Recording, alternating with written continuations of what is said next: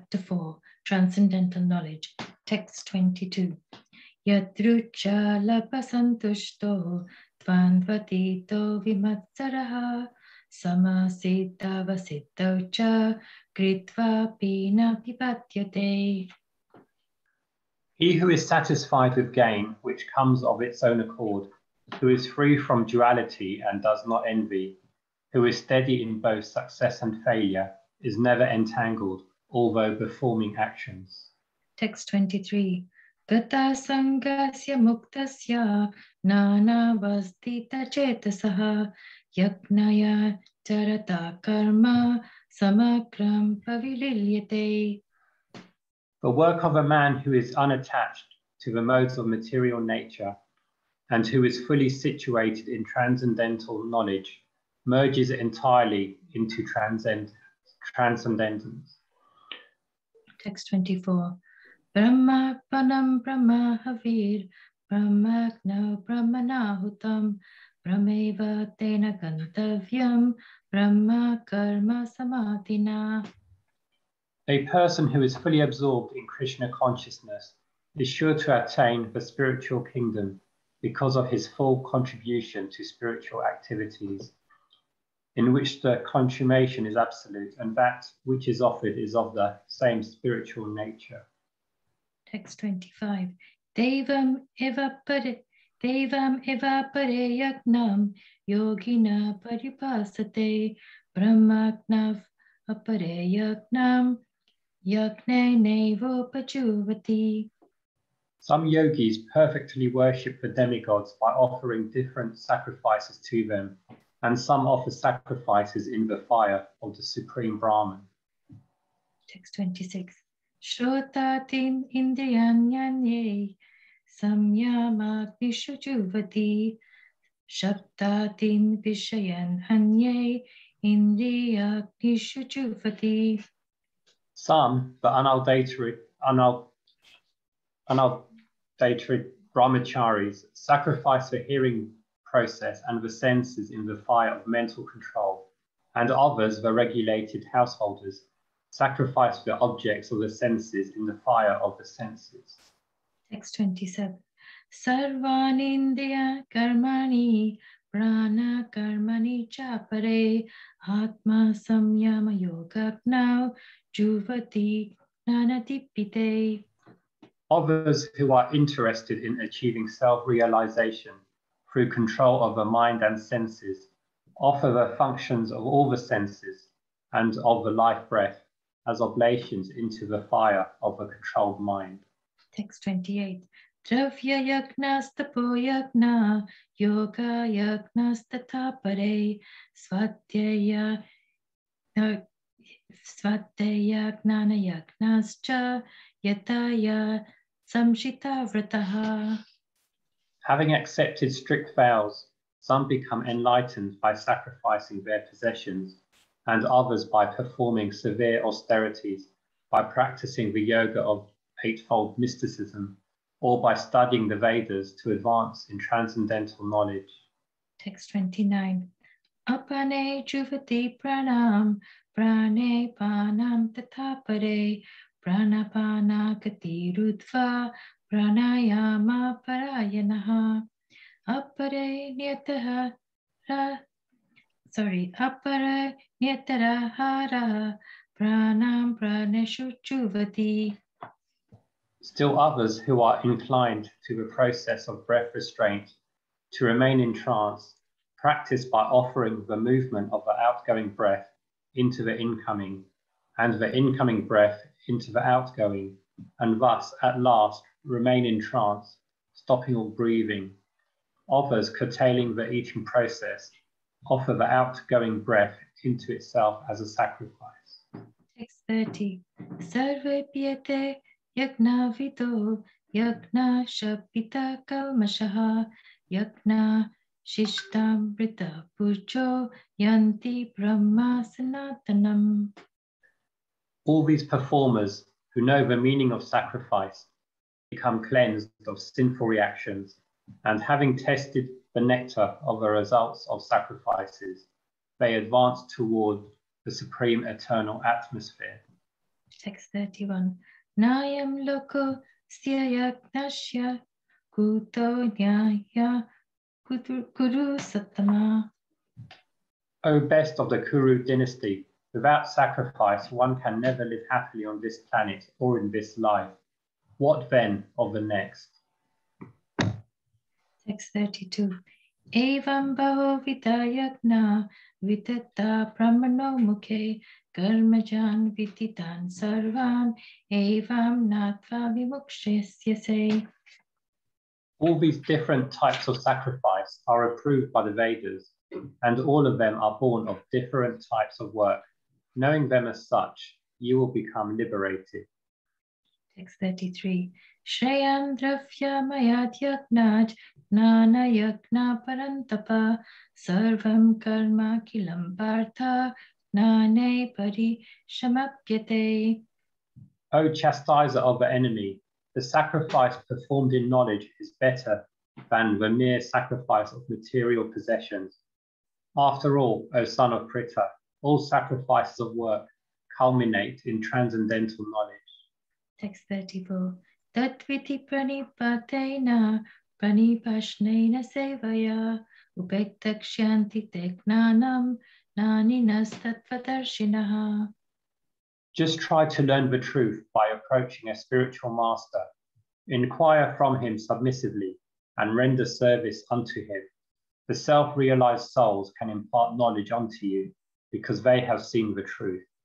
Text 35. Yaknatva napunarmoham evam yasyasi pandava yena bhutaniyan yena bhutani shechani drakshyasyaatmanyatamayi. Having obtained real knowledge from a self-realized soul, you will never fall again into such illusion, for by this knowledge you will see that all living beings are but part of the Supreme, or in other words, that they are mine. Text 36. Apichetas asipapepya sarvebhya papakrit matamaha sarvajnana plaveneva vrijnam santarishyasi. Even if you are considered to be the most sinful of all sinners, when you are situated in the boat of transcendental knowledge, you will be able to cross over the ocean of miseries. Text 37. Yate tamsi samitoknir vasma sat kurute rujna gnanakni sarvakarmani vasma sat kurute tatha. As a blazing fire turns firewood to ashes, O Arjuna, so does the fire of knowledge burn to ashes all reactions to material activities. Text 38. Nahiknanena sadrusham pavitram iha vidyate tatsvayam yoga samsiddha kalainatmani vindati. In this world, there is nothing so sublime as pure as transcendental knowledge. Such knowledge is the mature fruit of all mysticism, and one who has become accomplished in the practice of devotional service enjoys this knowledge within himself in due course of time. Text 39. Shraddhaval lapyate gnanam tatpara samyatendriyaha gnanam laptva param shantim achirenadikachati.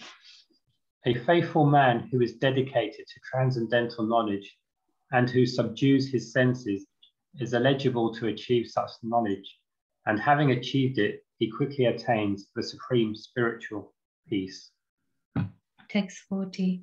Agnascha tudharnascha samshayatma vinashyati nayam lokosita paro nasukham samshayatmanaha.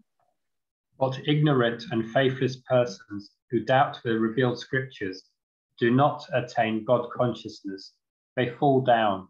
For the doubting soul there is happiness neither in this world nor in the next.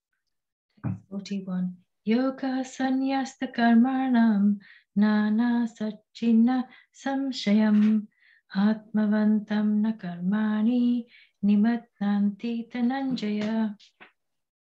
One who acts in devotional service, renouncing the fruits of his actions, and whose doubts have been destroyed by transcendental knowledge, is situated factually in the self. Thus, he is not bound by the reactions of work, O conqueror of riches. Text 42.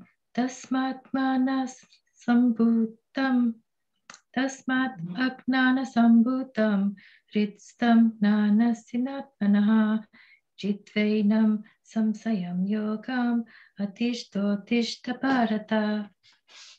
Therefore, the doubts which have arisen in your heart out of ignorance should be slashed by the weapon of knowledge. Armed with yoga, O Bharat, stand and fight. Hare Krishna, Tat Sat. Please forgive my mistakes, Prabhuji. Hare Krishna. No, you're perfect. Very, very good, actually, Jai Shri Mataji. You are very, very nice, very, very fluent. And your pronunciation for all the Sanskrit words are very, very good. Thank you so much. And Andrew Prabhu, of course, superb, very nicely recited in English. Thank you so much, Andrew Prabhu. Thank you. Hare Krishna. Hare Krishna. Okay, let's go straight to the PowerPoint. So if I reduce that, yeah, we should be able to see the PowerPoint now.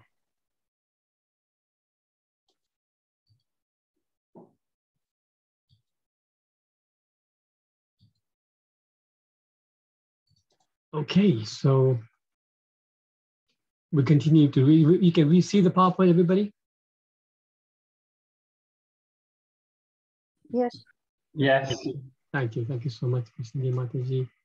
Right, we're going to continue reading chapter 4, Bhagavad Gita. And as usual, we will do the chapter summary so far. The text 1 to 10, Krishna spoke about his own knowledge, transcendental knowledge about Lord Krishna. Then 11 to 15, he spoke about applying this transcendental knowledge. 16 to 24, understanding karma on the platform of jnana. And then 25 to 33, all the sacrifices that lead to transcendental knowledge. And then this last section is actually the conclusion. So 34 to 42 actually is concluding the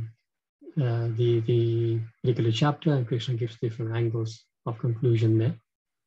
So today's verse, which is 435, Jai Shri Mataji recited it very nicely. Let me see if I can do something similar. Om Namo Bhagavate Vasudevaya. Om Namo Bhagavate Vasudevaya. Om Namo Bhagavate Vasudevaya. Bhagavad Gita, chapter 4, text 35. Yajyatmana punarmoham evam yasyasi pandava yena bhutanya sheshani rakshasyatman yatho mai. Having obtained real knowledge from a self-realized soul, you will never again fall into such illusion. For by this knowledge, you will see that all living beings are but part of the Supreme, or in other words, they are mine. So this verse, it's a bit of a tricky one because you've got 1, 2, 3 times you've got the Y and the A mixing together. Because, for example, if you look at the third line, he says, Yena Bhutani Asheshani. But if you actually, when you're reciting the verse, if you pronounce it like that, Yena Bhutani Asheshani, and you can't, because each line should be 8 syllables. But when you pronounce the Y as a Bhutani, then you run into 9 syllables. So it's out of meter. That's why every time when there's an A following Y, you need to mix Bhutani Asheshani like that. So it reduces the same. Next line also, Rakshasyatman yatho. So both the times you're mixing the Y's. And I was noticing Jai Shri Mataji actually recited it very, very nicely. Many times we recite it with Atmani Atho Mayi, then we actually, it's okay, fair enough, it still is a verse, but it's out of meter a little bit. It's just some finer points. So moving on to the purport, we've got quite a it's sort of very big, but biggish purport. So I've got it on 3 screens. So I'm going to request, first of all, maybe Bhavideben, if you can do the first page. And then I'm just scrolling down to see if I can see some new names. Kanta Mataji, Kanta Sharma, perhaps you could do the second page. And KKHH, this is, let me just try and think.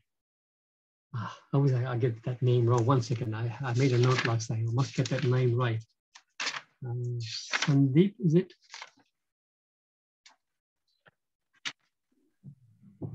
No. Sorry, are you there? Hare Krishna, Krishna Krishna, Hare Hare, Hare. I worked it out recently that KK is Krishna, Krishna, Hare Hare, and then Ram, Ram, Hare Hare. Okay, so looks like he is not there. Let's see. Okay, Krishnagi Mataji, perhaps you can do the third page. Okay, so let's start with the first page. Bhavini Mataji. Okay, Hare Krishna. The result of receiving knowledge from a self-realized soul, or one who knows things as they are, is learning that all living beings are parts and parcels of the Supreme Personality of Godhead, Lord Shri Krishna. The sense of an existence separate from Krishna is called Maya. Ma, not, ya, this. Some think that we have nothing to do with Krishna, that Krishna is only a great historical personality, and that the Absolute is the impersonal Brahman. Factually, as it is stated in the Bhagavad Gita, this impersonal Brahman is the personal effulgence of Krishna. Krishna, as the Supreme Personality of Godhead, is the cause of everything. In the Brahma Samhita, it is clearly stated that Krishna is the Supreme Personality of Godhead, the cause of all causes. Even the millions of incarnations are only his different expansions. Similarly, the living entities are also expansions of Krishna.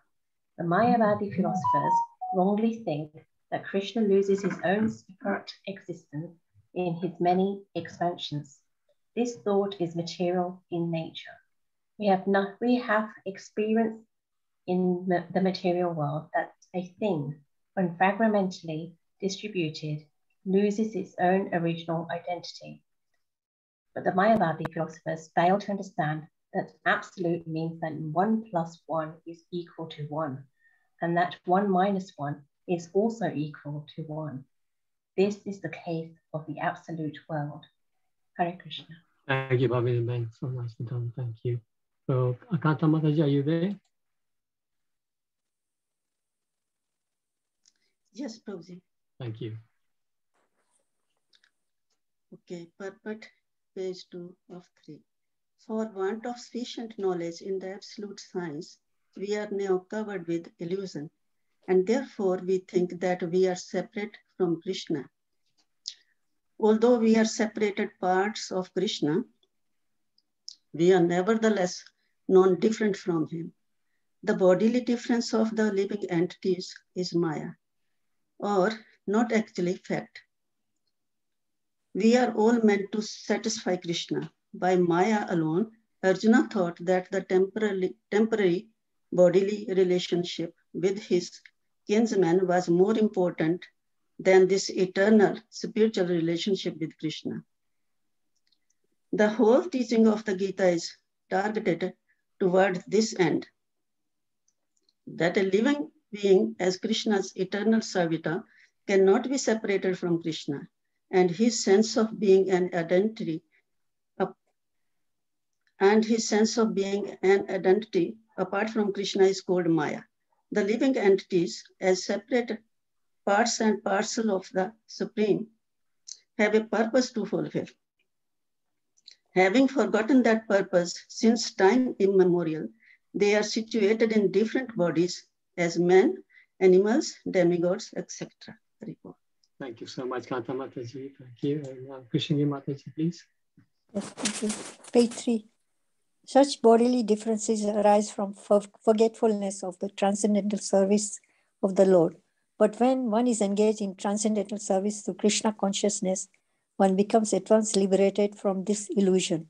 One can acquire such pure knowledge only from the bona fide spiritual master and thereby avoid the delusion that the living entity is equal to Krishna. Perfect knowledge is that the Supreme Soul, Krishna, is the supreme shelter for all living entities. And giving up such shelter, the living entities are deluded by the material energy, imagining themselves to have a separate identity. Thus, under different standards of material identity, they become forgetful of Krishna.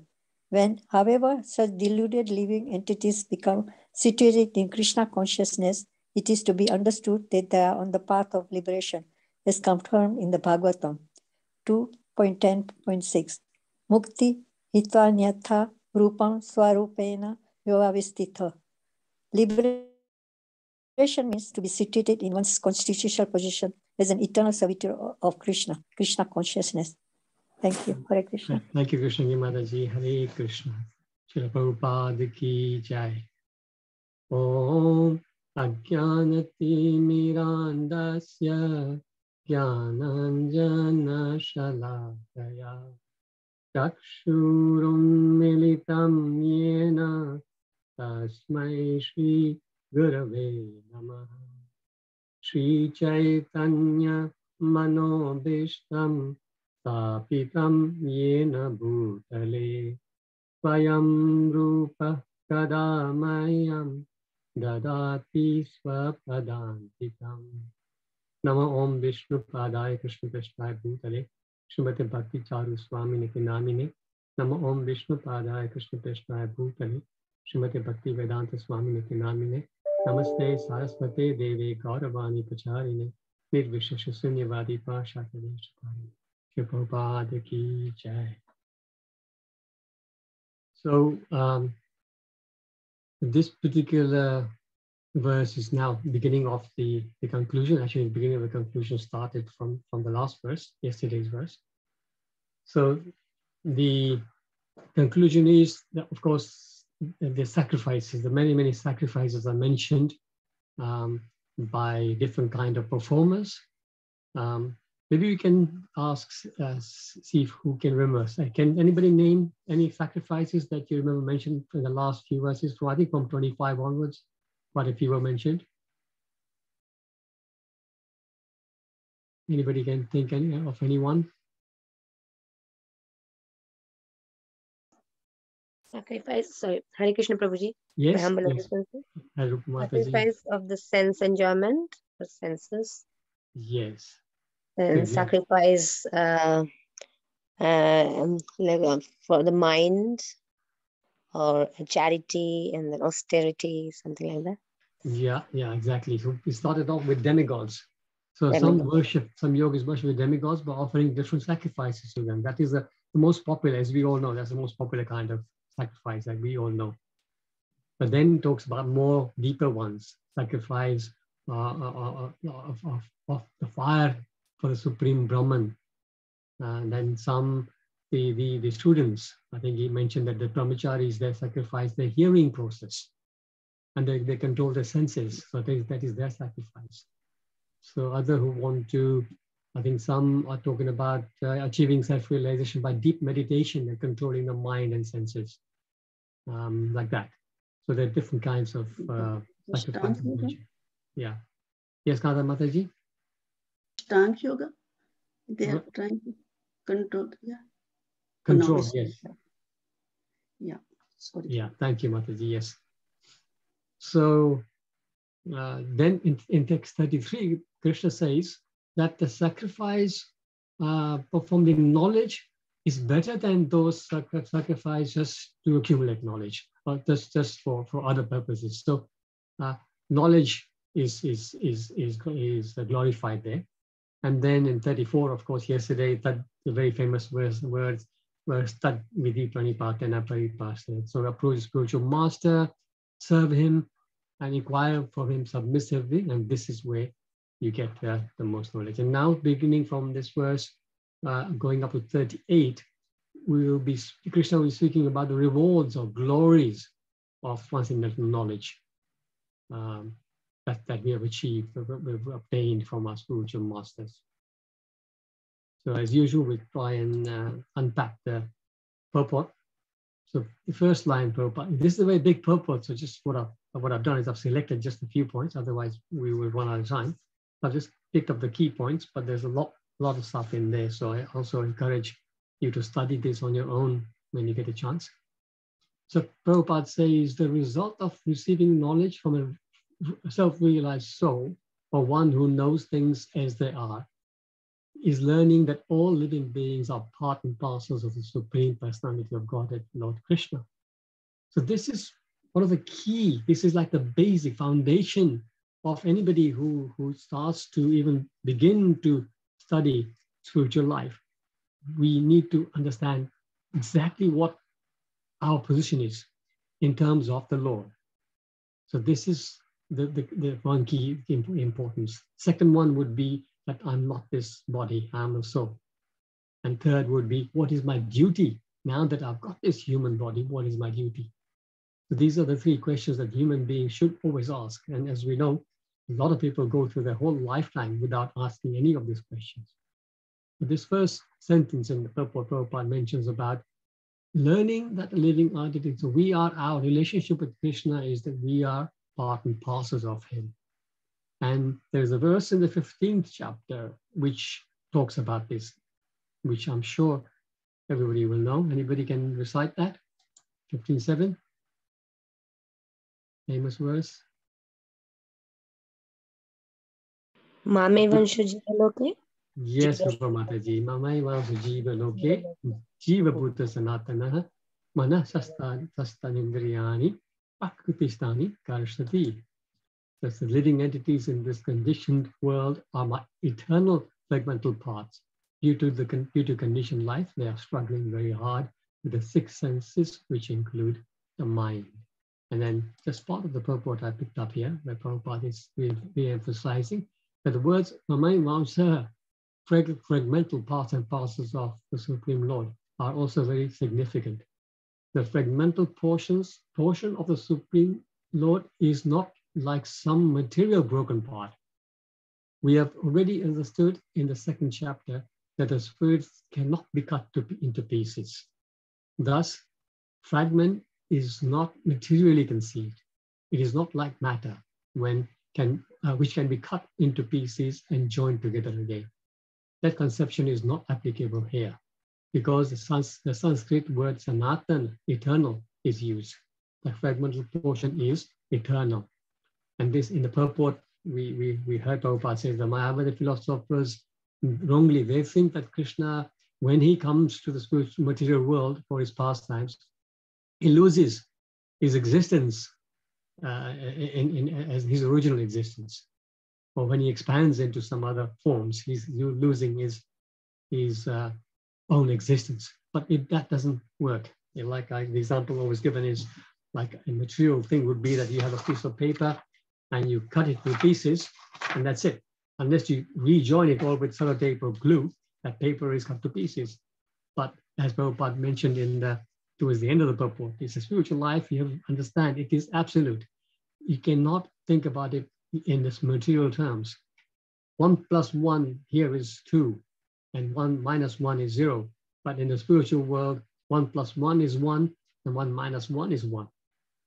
So meaning that the Lord is always complete, regardless of whatever. And so are all the other living beings, because they have the same nature. So that's a very, very important point to remember. And then Prabhupada continues, in the Brahma Samhita, it is clearly stated that Krishna is the Supreme Personality of Godhead, the cause of all causes. Even the millions of incarnations are only his different expansions. So this particular verse of Brahma Samhita, that is the key verse that we should all remember whenever there is any discussion about who is the Supreme, and that's quite common within Hindus. Who is the Supreme? And there's so many different parts, and so many different people have their own Ishtadevs, and they say he is the Supreme. But we can always quote this particular verse, which is in Brahma Samhita 5:01. Anybody Quote this, please. Again, very famous. Anurupa Mataji will know it. Let's see if somebody else does.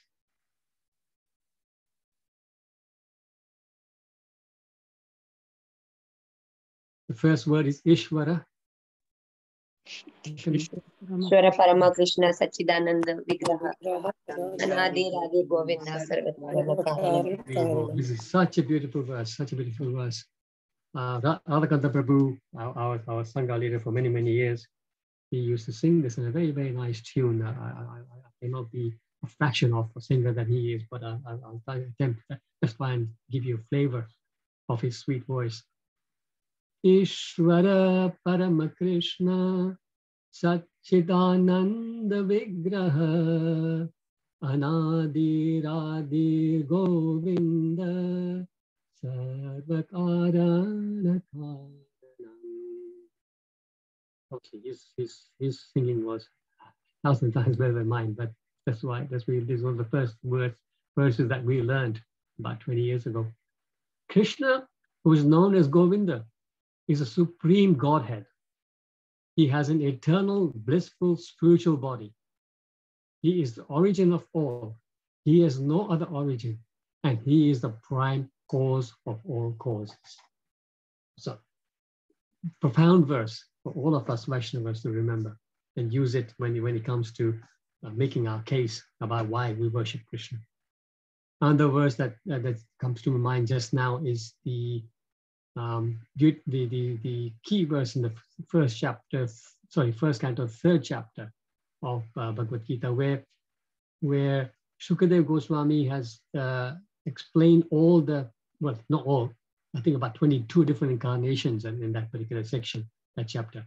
Then it says, after the concluding all the descriptions, he says, Ete chamsa kala pumsa Krishna stu Bhagavan Swayam Indrari Vyakulam Lokam Bhidayanti Yuge Yuge. So Ete chamsa kala pumsa. So he says all the above mentioned incarnations, and in that list there's all the main incarnations. Starting from Matsya, Varaha to Narsingadev, all those. To Lord Ram is also there. But Lord Baldev is also there. So he says all those people are Ansa or Kala. Ansa means a portion of, a plenary portion of him, or Kala means a portion of a portion. So they are expansions and expansions of expansion. So like that. So as you see in this picture, all these personalities are all expansions and expansions and expansions of him. So very important to remember this. Then Prabhupada says later on in Prabhupada, the whole teaching of the Gita is targeted towards this end, that a living being as Krishna's eternal servitor cannot be separated from Krishna. And his sense of being an identity apart from Krishna is called Maya. So as soon as we think that we are separate from Krishna, then that is Maya. Talking about the eternal servitor, our constitutional position being the eternal servitor, there's a beautiful verse in the Chaitanya Charitamrita Madhya Lila 20:108. Jivera Swarupa Hai Krishna Nitya Das Krishna Tatasha Shakti Bheda Bheda Prakash. It is the living entity's constitutional position to be an eternal servant of Krishna, because he is the marginal energy of Krishna and a manifestation simultaneously one and different from the Lord. So this Achintya Bheda Bhed Tattva is the philosophy of Chaitanya Mahaprabhu. And this is the philosophy that the Gaudiya Vaishnavas and ISKCON follow. So here, to understand that, is said that we are the same as Krishna, but we don't say the same as Krishna as the Mayavadis do. Mayavadis say that at the end, when you are perfected, you are Krishna. But no, we're not like that. We are saying, but yet at the same time, inconceivably, we are different. So we are same in the sense that we have the soul, not the body. The soul is Satchit Ananda, just as Krishna is Satchit Ananda. So in that sense, we are the same. But the difference is, can anybody tell you what the difference is? In quantity? Yes, exactly. Quantity. So he is Vibhu and we are Anu. So he is vast and we are a little tiny spark. So the size of the soul is mentioned in the Puranas. Keshagra Sadabhagashya Satamsa Sadrisham Atmakaha Jiva Chukma Swarupoyam.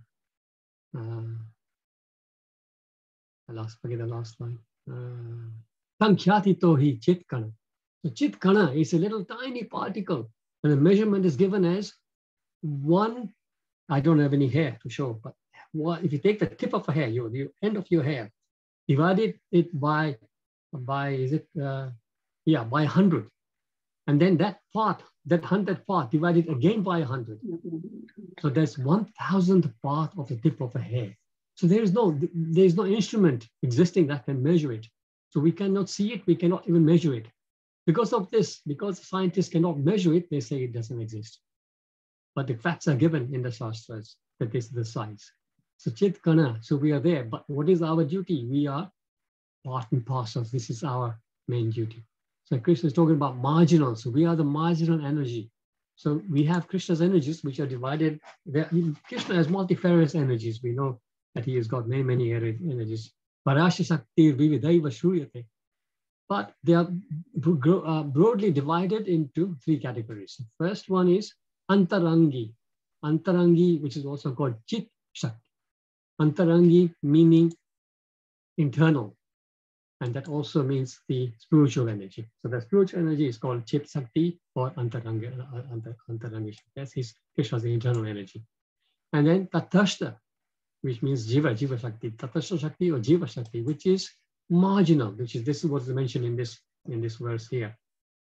Marginal. And that is called living entities. Why marginal? Can anybody explain why living entities are called marginal?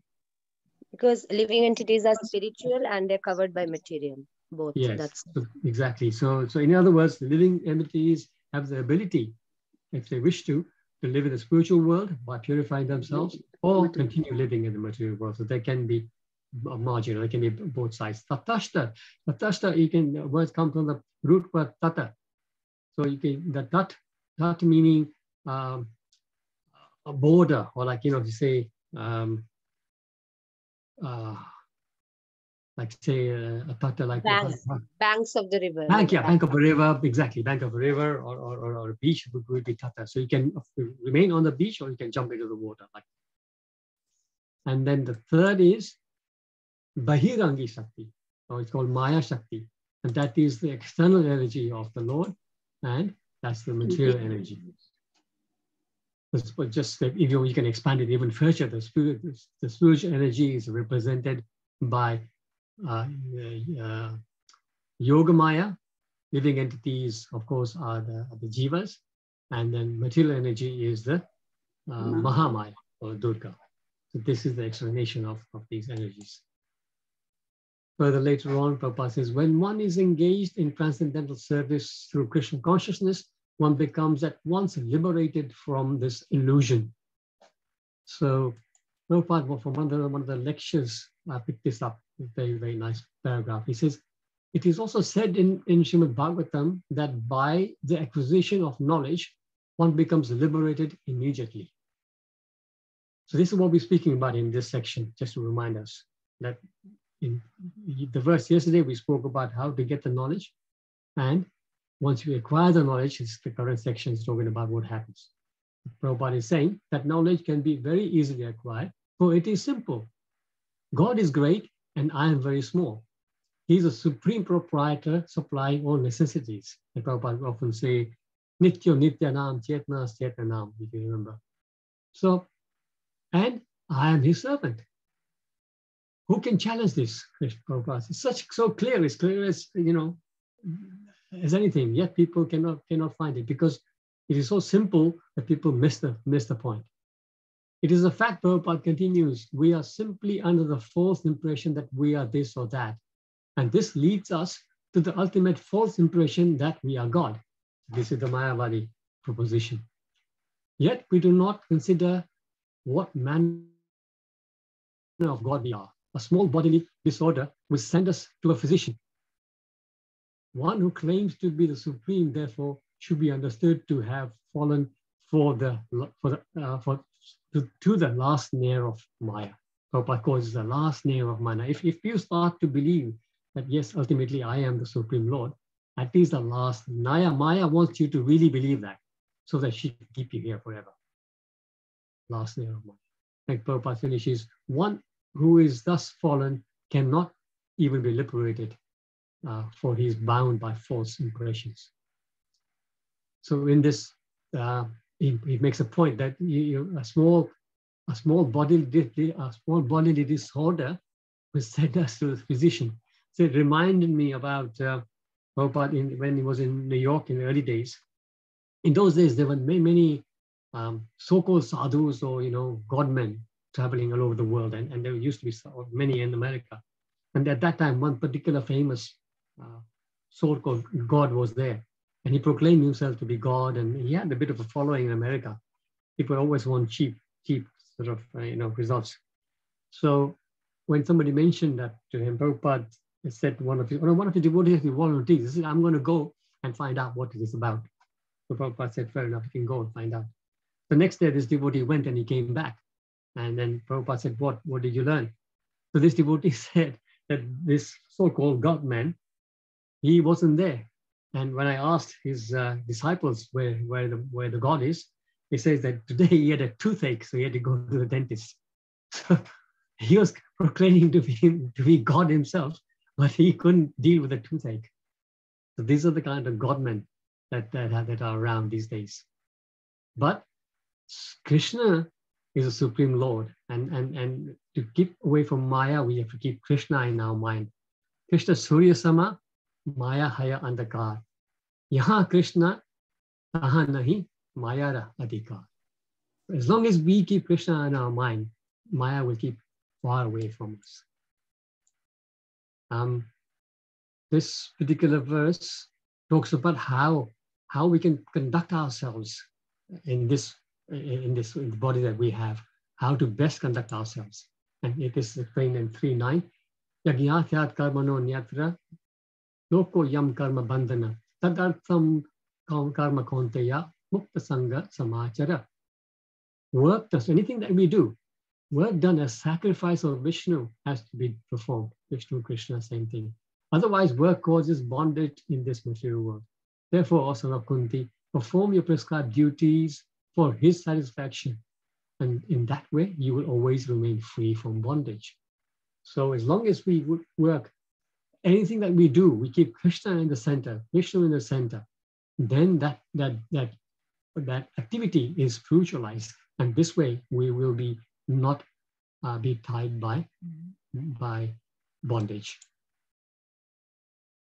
Prabhupada says, liberation means to be situated in one's constitutional position as the eternal servitor of Krishna consciousness.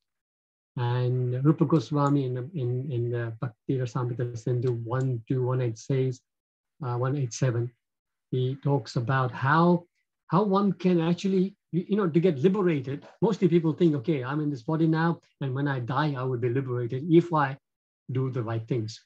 But actually, you can be liberated even whilst existing in this material world. And this is explained in this verse by Rupa Goswami. Iha yasya hare dasya karmana manasagira nikhilasva vyavastasu jivan muktasa uchyate.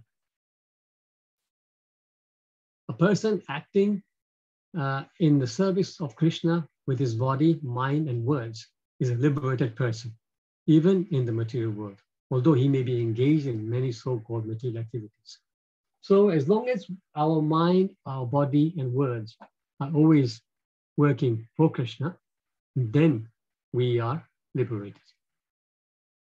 Once we are engrossed in just doing everything, all activities for Krishna, then of course, just by common sense is that you're always in Krishna consciousness, that you will not be doing any sinful activities. Simple. And in seventh chapter Bhagavad Gita 28, I believe, it says, Yesham pantagatam papam jananam punya karmanam te dvanda moha nirmukta Bhajante mam vidravata. So they also say is that people who have acted piously in this life and in previous life, for them, the reactions of the sinful actions are completely eradicated, and they're freed from any delusion. And it's explained that they are then fully engaged in the devotional service of the Lord with determination.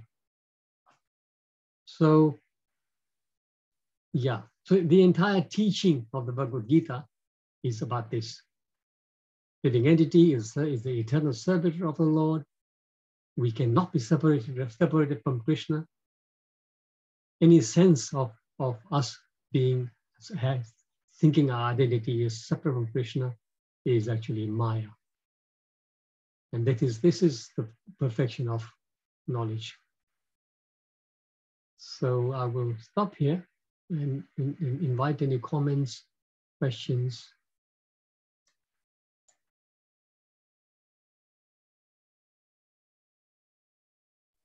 Hare Krishna, Prabhuji. Hare Krishna. I just wanted to reflect. The purport was so powerful, and the whole, this shloka and the meaning and everything is so perfect. I mean, it's like the Gita Sar. It's like the, absolutely like in one sentence, the summarization of the whole Gita, what it is like. That's very good. Nice reflection, because literally, if you read this purport and really, absorb it, this is actually literally Gita, like quite rightly said, Gita Sar. It says everything about what we need to know. Thank you for. Thank you. Hare Krishna. Thank you, Hare Krishna. Okay, I think there's some questions in chat. I haven't been looking at chat. Let me quickly have a look. Okay, this is from. Okay.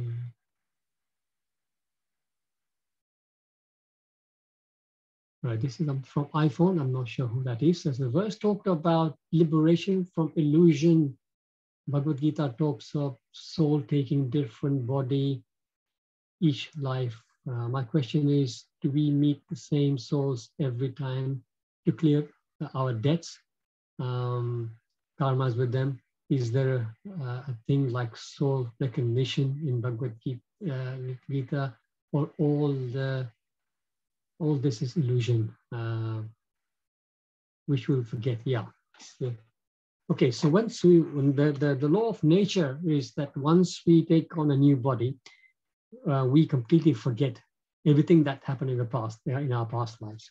Of course, we know from reading and hearing from people that there are some rare cases where people do have some memory from the past lives, but it is very, very rare.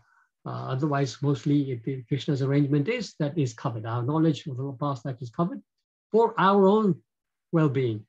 Because if we were running around looking for our relatives from the past life, then the life would be very chaotic. So from that sense, yes, we don't know. We can't recognize people like that. In terms of our fulfilling our karma, yes. So the personalities that we have debts to, they will meet us in some way or form. So this master plan is going on all the time. It's quite amazing master plan Krishna has got through the material nature, that the material nature is arranging everything minutely. So it is said that once, if you have killed an animal, so like that animal has the right to kill you the next time. So the arrangement will be there, that you will be there in the form of an animal, for example, and that animal will be there in a human form at that time, and he will be killing you. Now, where it's happening, whether it's happening in this particular universe, or whether it's happening in some different universe, that we don't know. But somewhere or the other, these karmas always there. It is said that the karma will always find you. Example is given that if there's a herd of 500 cows, and if you send the calf in there, that calf will straight away immediately find his mother. So similarly, our karma will find us no matter where we are in the universe. But exactly how that happens, of course, the knowledge is not there. Roughly, we know that yes, we will be held accountable for our karma at some future life. If not, even in this life, of course. Okay, yes, this is from iPhone again. Servant is a bit, yes, very good point. It's a bit of a derogatory term. When we are described as eternal servants, even it is a fact, it is not put some people off. Okay, yes, very good point, actually. This is one of the things I actually meant to say when we were talking about it in the purport, that whenever many people who come, sometimes when come to Krishna consciousness, and we speak about, we are servants, they don't like it. They don't like it because in the material nature, we have been all brought up to be bosses. We want to be the lord of our situation. Whether it's work, at work, we want to progress, get promotions so that we can be a team leader, department leader, a company director or managing director, like that. So this is what we want to do. At school, we want to also be the top. We want to be the monitor, this. At home, we try to also be the ruler. This is material nature, and this is Maya, right? But the spiritual reality works directly opposite. So whilst the term servant seems, or it is actually demeaning in this material world, in life, but it is directly opposite, which means in the spiritual world, the word servant is the most supreme. And in the similar, a little bit like also in the material world, for example, just by serving the master, the servant enjoys in the sense that the master is pleased with the service, and he will give him the salary, or give him bonuses, or he will give him nice facilities, like that. Similarly, by serving the Supreme Lord, because we're serving here all kinds of different bosses. When you're serving the Supreme Boss, then by serving him, just by making him pleased, we get the ultimate bliss that we have never experienced before. So this is why once we swallow this idea that being a servant, we are talking about being servant in the spiritual sense, then it is a topmost situation, not the lowest. I hope that makes sense. But yes, in the beginning, it does put people off, and then they need some explanation, and they will understand. It is said that the spiritual world, everybody wants, the competition here is to be the topmost. The spiritual world, the competition is to be the lowest. I want to be serving you.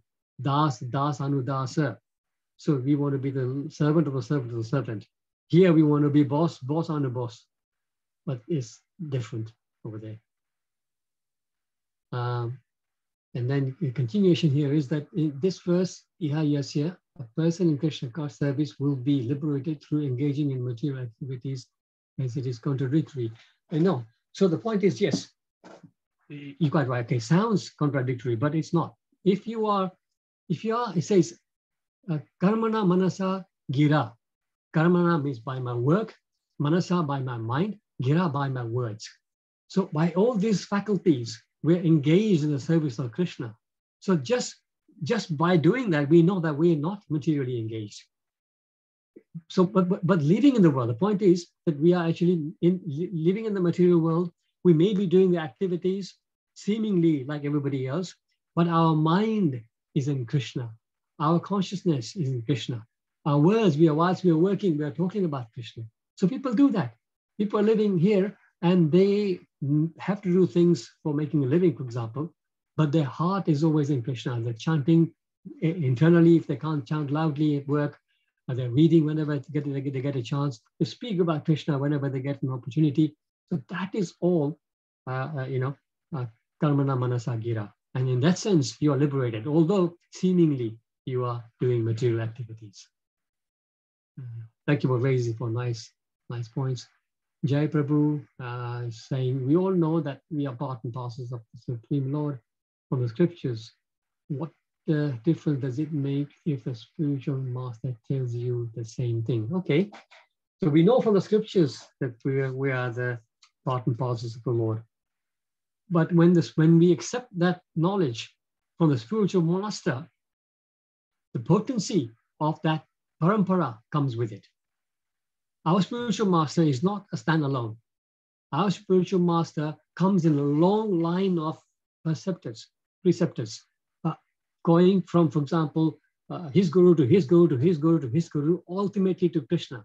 So when that message is coming to us from the spiritual master, the potency is multiplied by 1,000.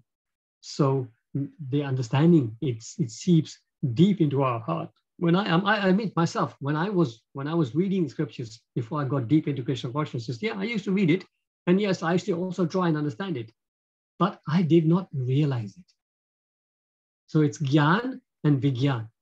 So by reading in scriptures, you're getting Gyan, Jai Prabhu. But when we receive it as a part of instructions from our spiritual master, it is Vigyan. I hope that makes sense. There's lots of messages here. Let's hope we can catch up. iPhone, yes, even I wanted to ask, can we say student instead of servant? Yeah, people say students. You say Shishya, yeah, we say Guru and Shishya. That's also used. Shishya is student, yeah. But actually, to be honest, one thing about being spiritual, iPhone, I'm not sure who iPhone is. Is it Survey Mataji? Sounds questions which are similar to what Survey Mataji. Sorry, I was on some other call, so I had to use that ID. Sorry. Pranam. Thanks for it is Survey Mataji, yes. I recognize your questions. Thank you so much. Survey Mataji is like this. Patience and answers. Actually, I also wanted to ask about that Iha, yes, verse, whatever that was, it's, self contradiction, it's in. No. Yeah. Like I said, no. I could not understand it actually. My questions just give me away, don't they? No, don't worry. Thank you. The whole time, actually, I take most of the time in all the questions. So I just wanted to curb myself, but I could not. Sorry. No, don't worry, because these questions, to you, they may sound silly, but they actually make a lot of sense. And it's good to churn these things. Even if we know it, it's good to churn them. That verse says, you're engaging in all the activities, and then you just say Krishna and you are, liberated. And a person serving the disabled or a social service person is just doing work. And maybe he is not, he or she is not engaged in mind in Krishna or Jesus, whatever. Will he not be? That's why you see seemingly two activities may seem identical, but there's a consciousness that matters. Oh, okay. Yes, thank you so much. So, so student, but again, the point you make about, why I'd rather say I'm a student of my guru rather than servant of guru. But the point about being actually spiritual, someone else asked that question. Some other iPhone asked that question. Somebody else. Okay, fine. Yes, thank you. I think there are 2 or 3 iPhones. Okay, no problem. So iPhone 2 is saying this. Okay. Sorry. But it was a good question because I wanted to ask, why is that term used? So thank you so much for your patience and all that. No, don't worry at all. Don't worry at all. The point is this. Yeah, thank you. When we're in the Kanishta situation, Kanishta is the beginning stage of our devotion service. In the Kanishta stage, we think that I'm a great devotee. Everybody else is less than me. That is the Kanishta attitude.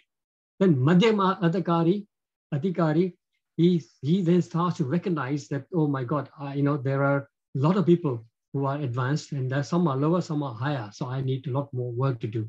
But then when we reach the Uttamadhikari stage, which is the highest level of devotion, then we get to a stage where we automatically feel that everybody else is a devotee, I am struggling, right? And in that stage, that is the purest stage of devotion service where you want to serve everybody. So that's why you are proud to be a servant at this stage. You're not at all thinking that servant is a demeaning term. So the higher we advance in spiritual life, the more we want to become a servant. Okay, thank you so much. Thank you. About the whole thing that I asked, do we meet the same souls? Because sometimes it looks like, we have that deja vu type of thing, sometimes, once or twice in a lifetime, we think, oh my God, we have, met somebody somewhere, and, you have to clear that debt, so what does Gita or Srimad Bhagavatam have to say about all these things, Do we have to meet the same people to clear our debts? Because I just had that question, in my mind for the past 1 or 2 months. Sure. I don't particularly remember any particular reference from the Bhagavatam, Bhagavad Gita, or Chaitanya Charitamrita about it. But it is, of course, feasible that you might meet the same personality. And because of your deep connection with that person in the previous life, you may get this sense of deja vu. You may get the sense, sometimes we meet somebody just for 5 minutes and we think we've been known him forever. Because of some previous connection. Yeah, it is possible the souls can meet like that. It's not challenged. But yeah, even I tell you one thing that my Guru Maharaj, Bhaktichari Guru Maharaj, he told us once in a class, a seminar he was giving, and he was saying that he was so close to Srila Prabhupada, and he served him so closely, and he thinks he knows him so well. He actually said that I feel that if in my future life I come across Prabhupada, of course he'll be in a different body, but he says, I think I will recognize him. So, these things are there. That depends on how deep your connection is with that person. And also, if that connection is merely material, then that's unlikely to happen. But if that connection is based on spiritual, then it's possible that you would actually connect again. Thank you. Thank you. Thank you, Hema Mataji, for your compliment. Thank you so much for your encouragement. What is the practical difference between knowledge and realization? So yes, I was explaining that knowledge is book knowledge. Yes, I've read something, I understand it. But when I put it into practice, that is realization. So in this question, we're talking about the servant situation. So if I'm reading that, yes, the living entity's position is to be a servant. Yes, I understand it, fully understand it. But when I start acting as a servant of a senior devotee, that is Vignan, that is realization. There are lots of questions on chat now. Let's see. Venkat Prabhu, yeah, thank you for having obtained real knowledge from self-realized souls. You will never fall again with illusion. How do you understand this? Some disciples left cautious. Okay. Venkat Prabhu is asking about, if you have the instructions from your spiritual master, then how come some disciples fell away? Good point you're making, Venkat Prabhu, but once again, this comes back down to knowledge and realization. So if you've received the knowledge from a spiritual master, but your realization is not deep, and your conviction and your connection with your spiritual master is not that deep, then it is not going to have the effect. And yes, the chances are that you will fall away. So that is one of those things. Thank you, Prabhuji. Thank you, Prabhu. Okay. And okay, I'm not sure if I missed some questions. Prabhuji, if you don't mind, on the Surabhi Mataji question on the karma, yeah, I just want some clarification. I think it's not that straightforward in my understanding. We always connect to the same souls again to repay that. So for example, I may do something wrong to you because I'm still not elevated. You may not take them. So you will take that as a Krishna. So there is no karma for you. But because I did hurt you, I do have a karma. So for me to face that, in the next life, I may not need to meet you because you are already elevated. You never took that as a karma. You took as a Krishna's mercy. So for me, I'll take that pain in the next life, but not through you. Okay, I understand. Yes, that's a good point you're making. Is that correct, Prabhuji? Yes, absolutely. So you see, when generally, Venkat Prabhu, when we are speaking these examples, we generally are speaking about normal people going through the karmic reactions. But when you speak about devotees, as in your example, then the equation completely changes, right? Completely changes, because when you are a devotee, then your karmas are wiped off, which means if I have done something bad to somebody in this life, but because I have become a pure devotee of Krishna, Krishna says, Sarva dharman parityajya mamekam sharanam bhajam aham tam papebhyo mokshayishami. He says, I will wipe out all your karma. So then in your example, my karmas are wiped off. So then, exactly. So that other person, then there is no debt to pay. So what I'm saying is, when you take devotees into account, then it's completely different. But we, generally speaking, when we talk about karma and reactions, we speak about the non-devotee situation. Okay, if we are really 10 to 9, and there's a few more questions there, so I may not be able to take all of them. Let's see.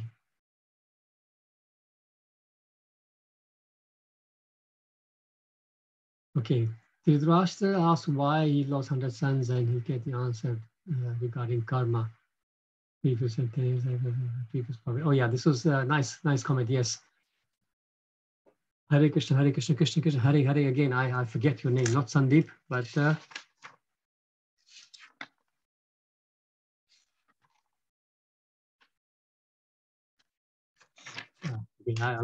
last time I wrote it down, but I lost it. Anyway, yes, but nice comment you're making. Thank you so much.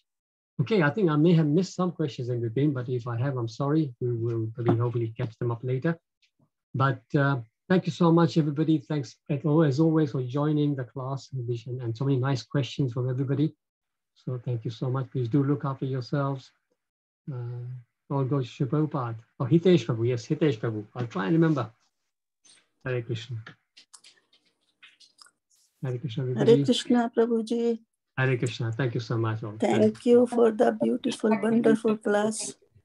Hare Krishna. Hare Krishna. Hare Krishna, Prabhuji. Hare Krishna, everyone. Hare Krishna. Hare Krishna. Thank you so much. Thank you. Thank you so Hare much. Krishna.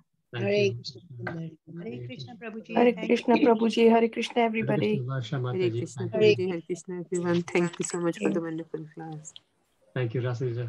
Mataji. Hare Krishna, Urmila Ben. Hare Krishna. Hare Krishna Mukesh Bhai. Hare Krishna. Thank you, Mataji. Thank you once again for your wonderful service.